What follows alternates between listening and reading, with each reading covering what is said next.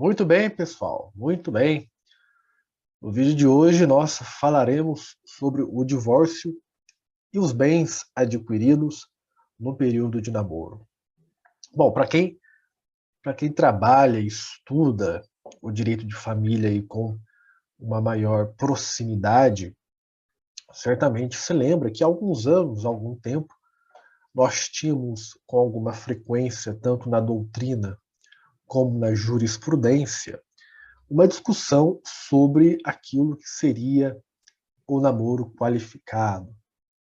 Hoje já não é uma discussão tão em voga como outrora, mas ainda nós temos julgados, decisões que margeiam este conceito de namoro qualificado. E este, do recurso especial 18.41128, aqui de Minas Gerais, é um destes julgados que margeia o namoro qualificado. Bom, vamos ao destaque.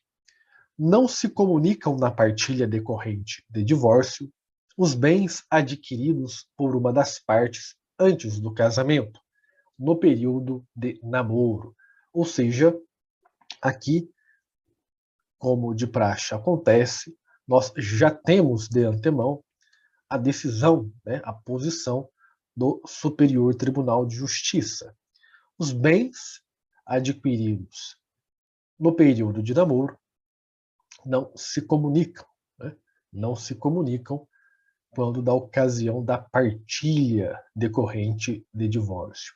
E por que eles não se comunicam?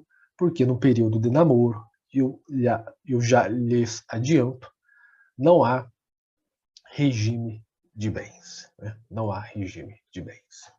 Bom, vocês verão que na explicação deste recurso especial, eu realizei uma pequena bifurcação. Nós trataremos de um aspecto doutrinário, que é este primeiro, e depois nós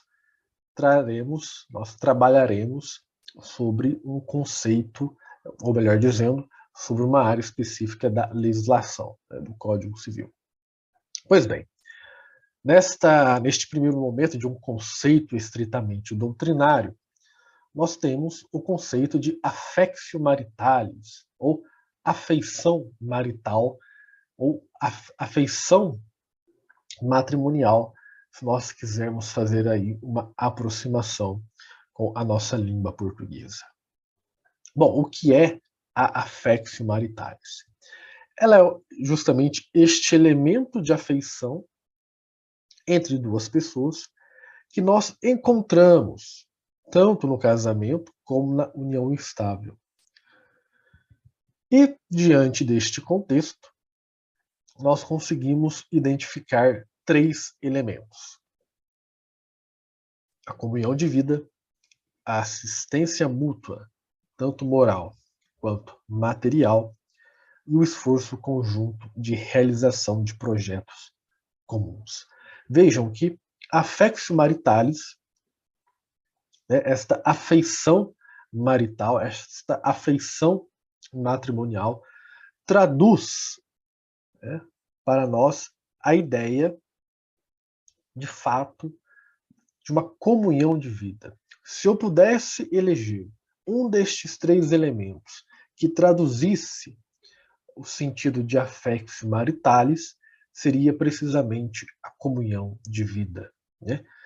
O interesse que os cônjuges ou os conviventes têm na construção de uma vida comum, né? Na consecução de objetivos, de projetos comuns. Né?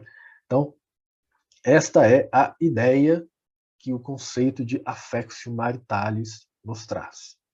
E é interessante notar, portanto, que no namoro, nós não temos affectio maritalis. E por isso que nós conseguimos distinguir namoro de casamento e união estável.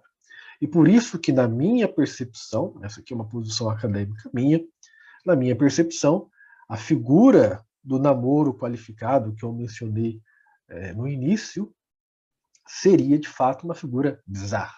Né? Porque nós atribuiríamos alguns efeitos jurídicos a uma situação, né, que nós não temos affectio maritalis.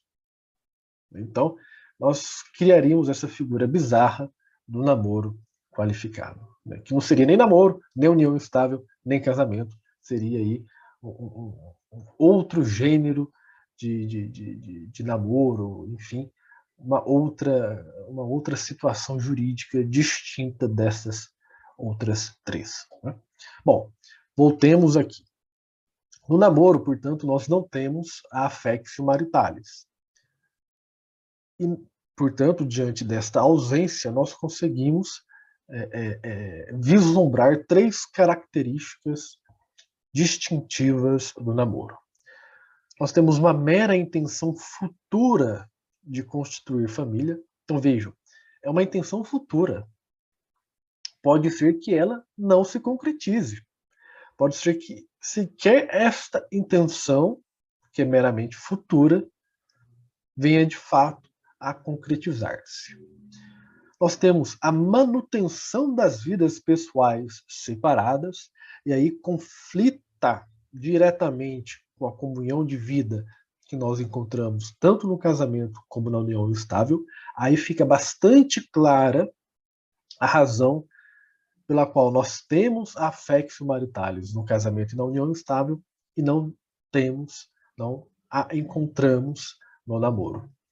Por fim, nós temos, em decorrência até desta manutenção das vidas pessoais separadas, os interesses pessoais que não se confundem.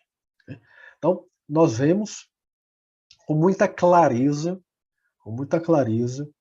que no namoro nós não temos affectio maritalis, nós não temos essa afeição marital, esta afeição matrimonial, ao passo que nós a encontramos tanto no casamento como na união estável.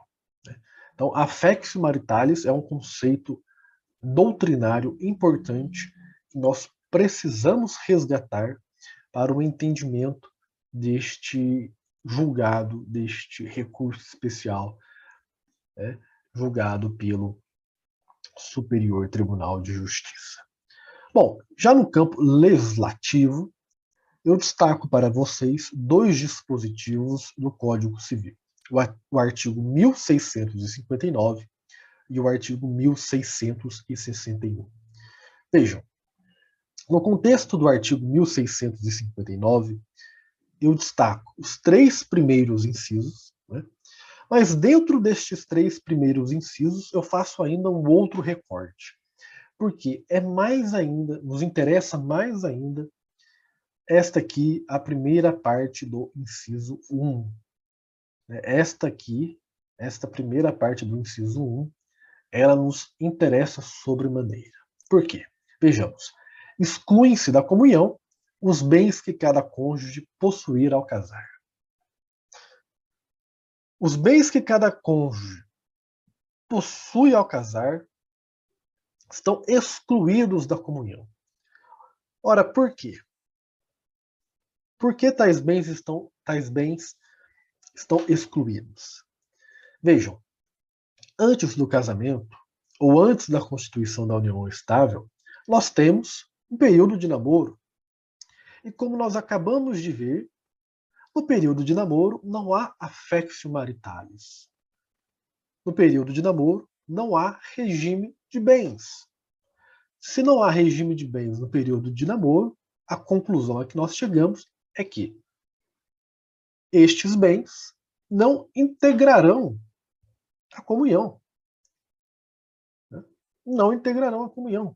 Esta é a razão pela qual o Código Civil exclui estes bens da comunhão.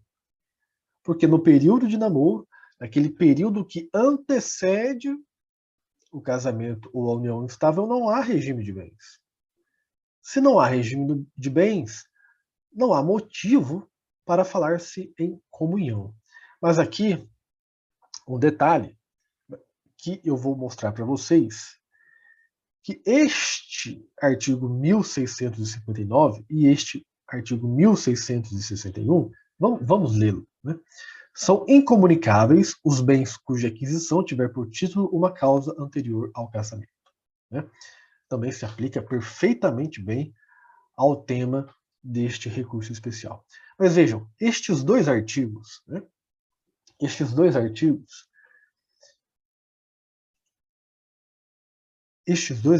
quando nós olhamos a topografia da lei, do Código Civil, nós vemos que estes dois artigos estão aqui, olha. Estão no capítulo 3, do subtítulo 1, do título 2, do livro 4, da parte especial do Código Civil. Vejam, nós estamos aqui falando da comunhão parcial, do regime supletivo, ou, como alguns dizem, do regime legal. Eu prefiro, pessoalmente, o regime supletivo. Então, nós estamos aqui, ó, na comunhão parcial. Claro que se nós estivéssemos diante, por exemplo, da comunhão universal, a situação seria distinta, mas nos importa a localização topográfica destes dois artigos. Então, nós estamos aqui no contexto da comunhão parcial. Então, é bom termos em mente que nós estamos falando aqui do regime supletivo. Tá? Eu acho que é a primeira vez que eu trago este desenho piramidal e vou procurar trazê-lo mais vezes, porque eu acho que ele ilustra bem, essa questão de topografia. Então vejam, novamente, nós estamos aqui tratando da comunhão parcial do regime supletivo, certo? Bom, mas retomemos. Então vejam, por que os bens que cada cônjuge possui ao casar estão excluídos da comunhão? E aqui, rememorem a pirâmide que acabamos de ver. Estão excluídos justamente porque no período de casamento, no período de namoro, não há regime de bens. Se não há regime de bens, não há razão que justifique a comunhão. Por isso, eles estão dela excluídos. Rememorem a pirâmide que eu acabei de mostrar. Nós estamos tratando do regime da comunhão parcial, nós estamos tratando do regime supletivo, do regime legal de bens. Bom, agora vamos a alguns trechos, desses três parágrafos, do inteiro teor do acórdão. No caso, o imóvel foi adquirido anteriormente à configuração da fex maritalis. Vejam, adquirido anteriormente à configuração da fex maritalis. Ou seja, se é anterior à fex maritalis, estamos no período de namoro. No período de namoro, não há regime de bens. Que retrata a manifesta intenção das partes constituírem uma família de fato. O bem objeto da partilha foi adquirido durante o namoro, anterior à fex maritalis, com recursos exclusivos de uma das partes. Desse modo, o cônjuge não faz jus a nenhum benefício patrimonial decorrente do negócio jurídico, sob pena de a circunstância configurar um manifesto enriquecimento sem causa. Gravem isto, hein? Gravem isto. Manifesto enriquecimento sem causa. Se atribuísse ao cônjuge tal benefício patrimonial, nós estaríamos diante de enriquecimento sem causa. Muito interessante esta posição assumida pelo STJ. Hein? Guardem ela. Assim, a parte arcou de forma autônoma e independente com os valores para a aquisição do bem, motivo pelo qual o pagamento de financiamento remanescente assumido pela compradora não repercute em posterior partilha por ocasião do divórcio, porquanto montante estranho à comunhão de bens. Montante estranho. Então vejam, momento anterior à fex maritalis, namoro, não há regime de bens. Então, nenhum benefício patrimonial decorre para o outro cônjuge, em relação a esses bens adquiridos nesse período de ausência da fex maritalis. sob pena de termos enriquecimento sem causa. Muito interessante, né? Muito interessante. Bom, como conclusões, eu trago 3 pontos. Primeiro, rememorar o conceito de affectio maritalis, que é muito importante, né? Muito importante termos em mente este conceito da affectio maritalis. Neste segundo ponto, nós podemos perceber um afastamento do conceito de namoro qualificado pela jurisprudência do Superior Tribunal de Justiça, e eu repiso, concordo com este afastamento, né? Acho essa figura do namoro qualificado algo descabido, né? Porque se nós temos affectio maritalis, se nós temos affectio maritalis, nós não temos namoro, nós temos união estável ou casamento, né? A figura do namoro qualificado inexiste. Por fim, interessa notar também a estrita observância operada pelo STJ dos artigos 1659 e 1661, ambos do nosso Código Civil.